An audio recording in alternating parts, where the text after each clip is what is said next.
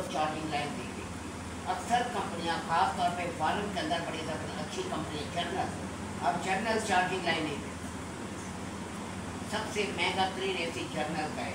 अब जर्नल हमारे पास नहीं आ रहा ओरिजिनल जर्नल, अब तो चाइना का कोई आ रहा है, तो यहाँ पर चार्जिंग लाइन नहीं होती, आपको चार्जिंग लाइन खुद लगाना है।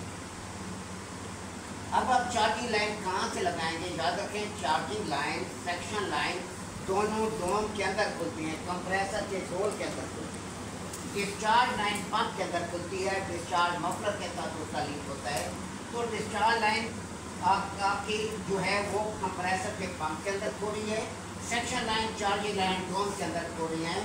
तो ऐसी सूरत में हम क्या करते हैं, अब हमारे पास AC कितने पहले उसमें गैस चार्ज नहीं की, फर्स्ट टाइम वो रिपेयरिंग के लिए आया है, तो हम क्या करते हैं, हल्का सा हम ट्यूब कट आरी के ब्लेड से नहीं, आरी के ब्लेड से कभी भी ट्यूब को नहीं काटा जाता जिसमें आपने काम करना है, क्योंकि आरी के ब्लेड से सारा कचरा लाइनों में जाएगा, आपकी लाइनों के अंदर आयल होता है, थोड़ा थोड़ा वहीं चिपक जाता है और फिर ऐसा ऐसा बाद में निकलता है, कंप्रेसर में आ गया, कंप्रेसर स्टक हो जाएगा, जाम हो जाएगा, आगे के सिस्टम में चला जाएगा तो सिस्टम ब्लॉक कर देगा। मैकेनिक जो होता है, टेक्निकल बंदा इस टाइप की गलती का सोच भी नहीं सकता, अनाड़ी है, दिमाग नहीं है, वो इस टाइप की हरकतें करते हैं। समझदार बंदा पता होता है कि मैं गलती कर रहा हूँ और मैं फंस जाऊँगा, मैं जलील होकर रह जाऊँगा। हम क्या करते हैं, आरी के ट्यूब कटर से आप हल्का सा निशान लगाते हैं कि जिस जगह पर आपने ट्यूब को रखना है। फ्रंट में हम ऊपर वाली ट्यूब के ऊपर वाली साइड का निशान नहीं लगाते कभी भी, ऊपर वाली साइड का आपने निशान लगाया, जब AC आप फिट करेंगे, कवर के अंदर बंद करेंगे, ये जो चार्जिंग लाइन है कवर के साथ टकराएगी, वरना AC जब चलता है हल्की हल्की वाइब्रेशन होती है, आपकी लाइन टकराएगी और डैमेज होगी, गैस आपको पल्ले से डालना पड़ेगी। इस वजह से चार्जिंग लाइन हम साइड पर देते हैं, ऊपर कभी भी नहीं देते, साइड पर हम देते हैं। हल्का सा ट्यूब कटर से आपने निशान दिया, निशान देने के बाद अब जो गैस है अंदर खुदा अंदर कोई प्रेशर है, प्रेशर निकल जाए, प्रेशर को हम निकालते हैं। प्रेशर निकालने के बाद वेल्डिंग टार्च को हीट देते हैं उस निशान पर जहाँ पर हमने कट लगाया, निशान देंगे तो वो जगह से कॉपर मेल्ट होगा, हल्का सा मेल्ट होगा। तो आपने क्या करना है, एक लाइन लेनी है 1/4 की चार्जिंग लाइन, चार्जिंग लाइन इसके साथ आपने बेल्ट कर देनी, ऊपर लाइन के अंदर दाखिल नहीं करते, ऊपर हम रखकर इसको लाइन के ऊपर रखकर हम टाँका लगा दें, ये टाँका लग गया आपके पास, ये चार्जिंग लाइन। अब इसमें एक काम, अब अगला काम आपके पास क्या रह गया, वैक्यूम करना। वैक्यूम मस्ट है, कोई भी यूनिट है, फ्रिज है, AC है, चिलर है, कार AC है, हर यूनिट में गैस चार्ज करने से पहले वैक्यूम और पर्चिंग का अमल किया जाता है, फिर गैस चार्जिंग का। पर्चिंग मस्ट है। अब देखिए गैस चार्जिंग 10 मिनट का ये प्रैक्टिकल है, यहाँ समझाते हुए तो टाइम लग रहा है, लेकिन प्रैक्टिकली मुश्किल से 10 मिनट भी नहीं लगते। अब आपने क्या करना है, इसके साथ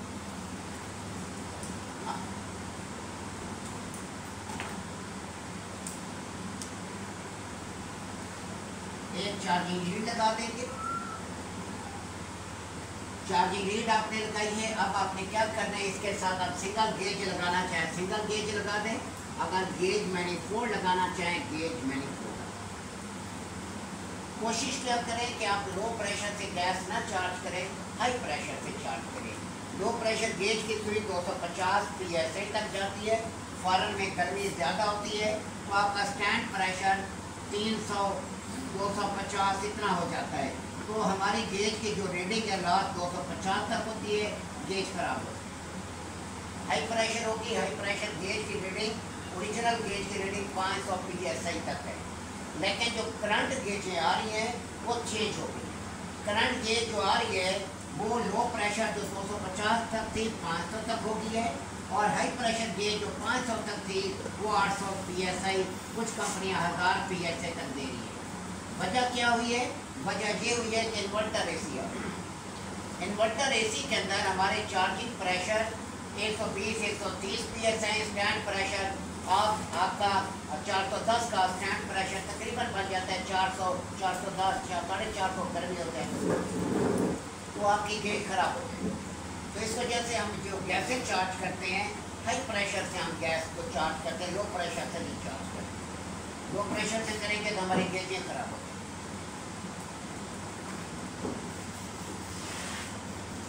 अब इन्वर्टर के लिए लीडें भी और आ गई है।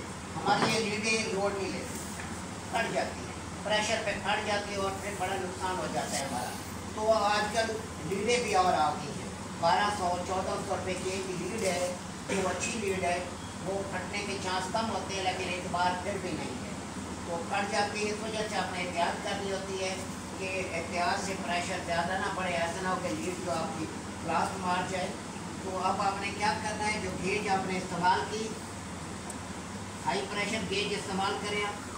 अगर किसी और यूनिट में गैस चार्ज कर रहे हैं, फ्रिज, कार, एसी वगैरह में, तो लो प्रेशर से कर सकते हैं, तो कोई प्रॉब्लम नहीं है। हाई प्रेशर से करना चाहें तो फिर भी कोई प्रॉब्लम नहीं है। जो गेज आप इस्तेमाल करते हैं, कल भी मैंने आपको बताया था, नीचे वाला पोर्ट हमेशा मतलूबा यूनिट की चार्जिंग लाइन के साथ लगता है। हवा आप प्रेशर दे रहे हैं, वैक्यूम कर रहे हैं, गैस चार्ज कर रहे हैं, कुछ भी अमल है, कुछ भी काम कर रहे हैं, गेज का नीचे वाला पोर्ट हमेशा उस यूनिट के साथ लगेगा। और गेज का जो साइड पोर्ट है, ये हमेशा एक्स्ट्रा यूनिट के साथ लगता है, यानी आपका वैक्यूम पंप, गैस सिलेंडर, जो भी चीज़ है उसके साथ अटैच होगा। अब आपने क्या करना है, इसके अंदर आपने वैक्यूम करना है। वैक्यूम करने के लिए आपने वैक्यूम पंप लेना है, मेरे पास जगह नहीं है, जाऊँगा इसे आपने लीड को लगाना है वैक्यूम पंप के साथ। आपका वैक्यूम स्टार्ट हो जाएगा।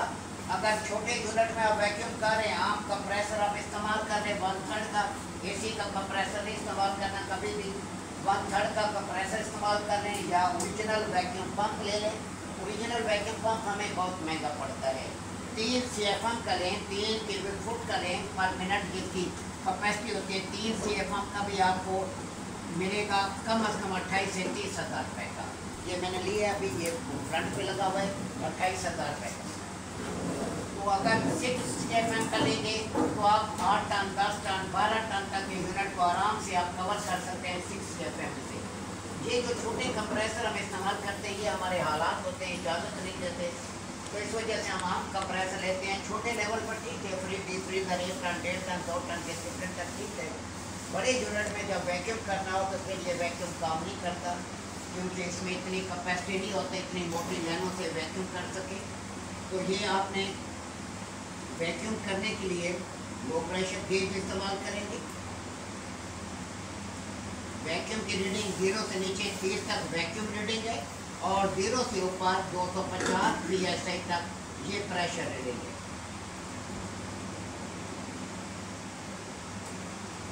आप इसे 250 तक बना देंगे, क्योंकि ये बोर्ड एग्ज़ाम में ये चीज़ें आती हैं, गैस चार्ज करना। और वैक्यूम पॉइंट क्या है, वैक्यूम पॉइंट है 29.92 इंचेस ऑफ मर्करी, यानी इसी जगह से फिजाई दबाव खारिज कर देने के अमल को वैक्यूम कहते हैं। फिजाई दबाव कितना होता है हमारा, फिजाई दबाव की मिकदार हम लेते हैं सतह समंदर से।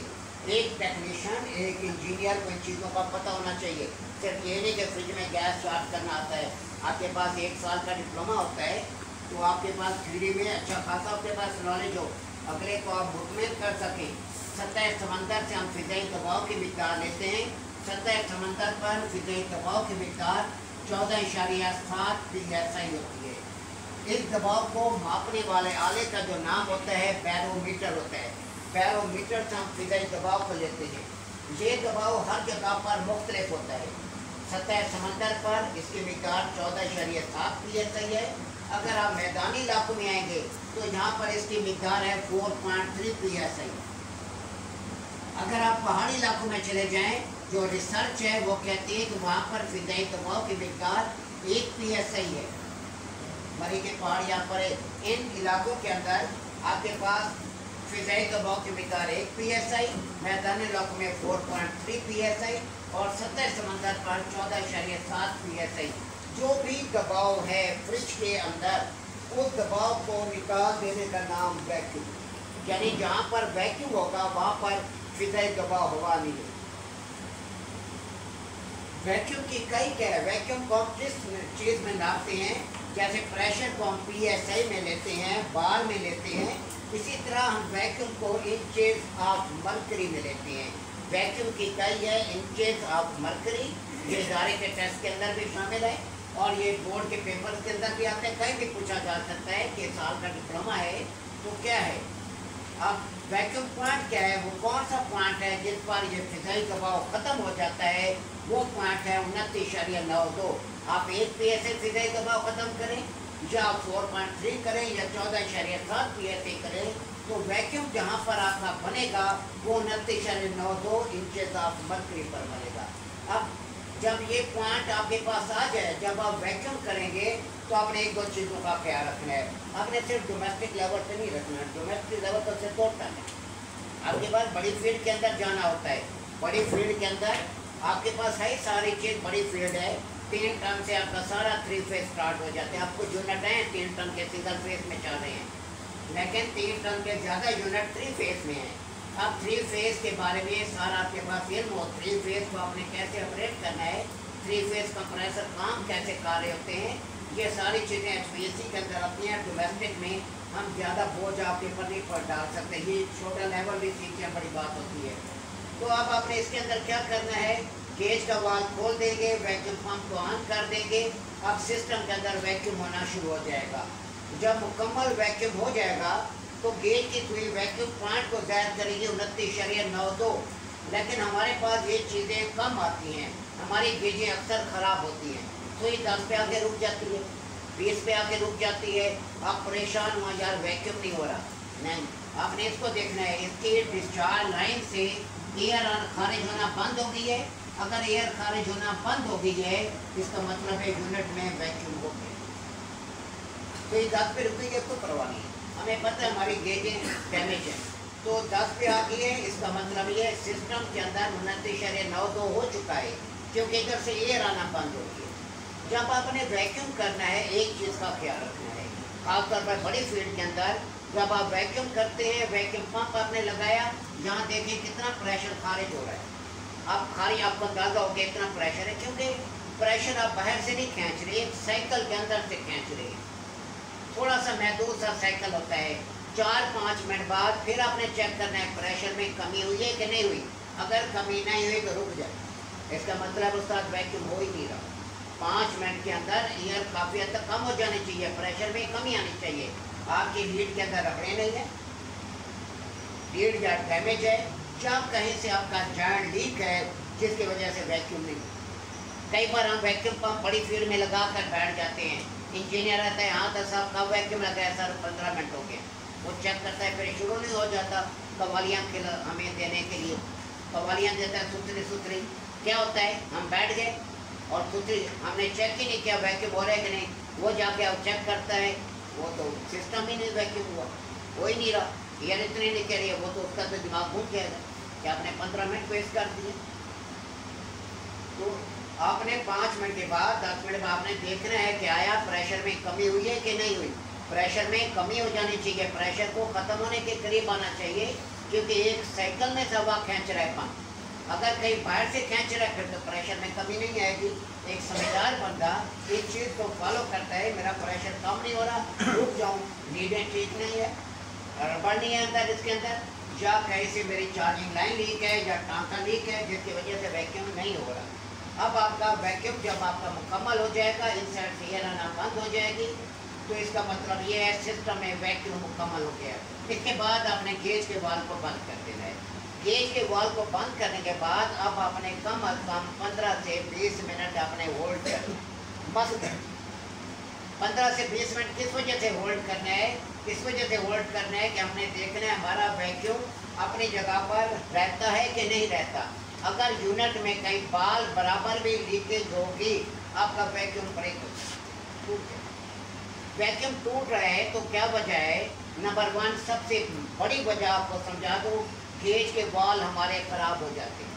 आप वाल बंद कर देते हैं फुल, लेकिन उधर से एयर खारिज, जब आप गैस चार्ज करते हैं उस टाइम आप चेक करना कि आपके साइड वाले कोड से गैस खारिज हो रही है थोड़ी थोड़ी, तो इसका मतलब ये है कि वाल प्रॉपर बंद नहीं हो रहा। इसी तरह हमारा वैक्यूम भी टूट जाता है, लीकेज वहाँ से होती है, हम पूरे सिस्टम को खंगाल मारते हैं। वैक्यूम के टाइम आपने लीकेज को चेक नहीं करना, आप कहीं ऐसा ना हो कि चेक करना शुरू कर दें यहाँ लीकेज तो नहीं है। आप अगर चेक करना शुरू कर देंगे, खुदा ना खास्ता वाल बंद नहीं हुआ सही, तो उस जगह से हवा ले रहा है, जैसे ही आप झाग लगाएंगे उसके साथ पानी होगा, कंप्रेसर खींच लिया, अब आपका काम तमाम।